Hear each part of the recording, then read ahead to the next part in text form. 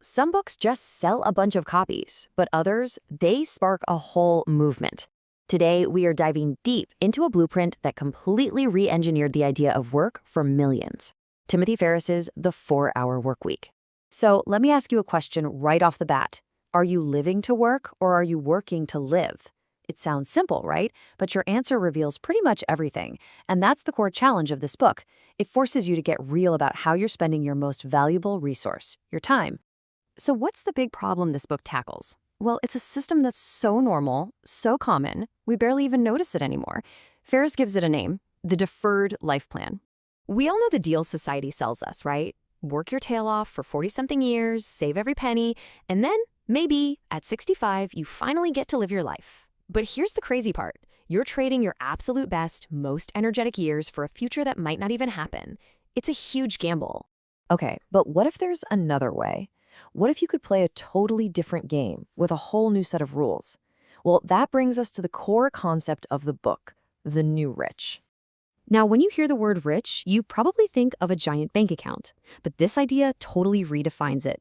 For the new rich, the real currency isn't money, it's time and mobility. It's all about designing a life filled with freedom right now, not someday in the distant future. And let's be super clear about something. This is not about becoming lazy or just doing nothing. It's about having the power to choose, the freedom to wake up and work on a passion project, or maybe travel for 6 months, or heck, just design your own perfect Tuesday. That is real wealth. Okay, so that sounds amazing, right? But how in the world do you get there? Well, the first step is going to feel a little backward. It's not about doing more. It's about systematically and ruthlessly doing less. It's all about the art of elimination. This all boils down to the Pareto principle, what most of us call the 80-20 rule. Just think about your own work for a second. What are the few things you do, maybe 20% of your tasks, that actually produce 80% of your results? The whole game is to identify that critical 20%, go all in on it, and just get rid of the rest. I love this quote because it completely flips the script on what we think of as productivity. True mastery isn't about piling more onto your plate. It's about chipping away everything that's not essential until only the most powerful stuff remains.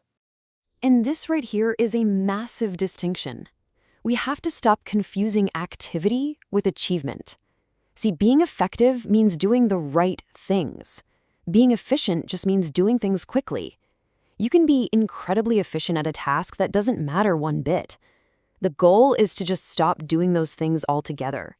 All right, so once you've cleared your plate by eliminating all the junk, what's the next step? This is where you decouple your income from your time. And you do that by building what Ferriss calls a muse. Now, this is not about creating another stressful job for yourself. A muse is a system. It's a business that's designed from the very beginning to run without you.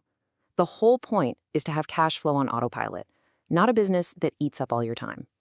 And here's the basic blueprint. You don't go out and try to build a huge company. You start small, find a tiny niche market, create a simple product, a lot of times an info product like an ebook works great.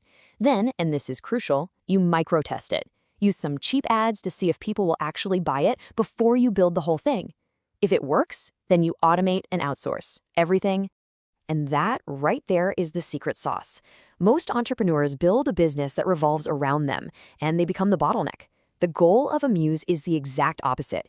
It's to build a system that makes you, the founder, completely irrelevant to the day-to-day operations. So, let's recap. You've eliminated all the waste from your day, and you've automated your income. So, now what?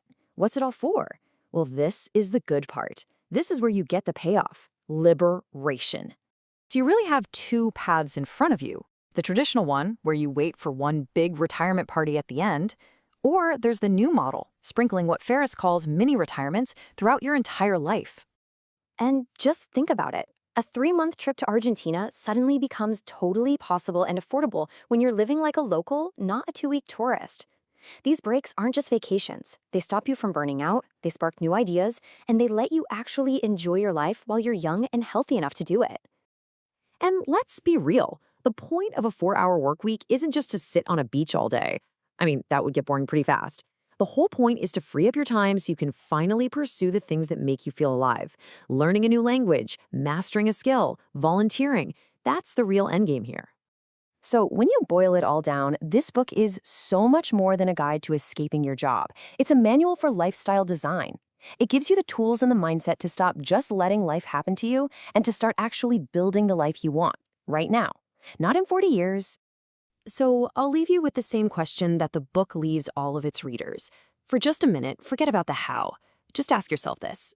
If you had total freedom of time and location, what would you do? The answer to that question, well, that's the first step down a very different road.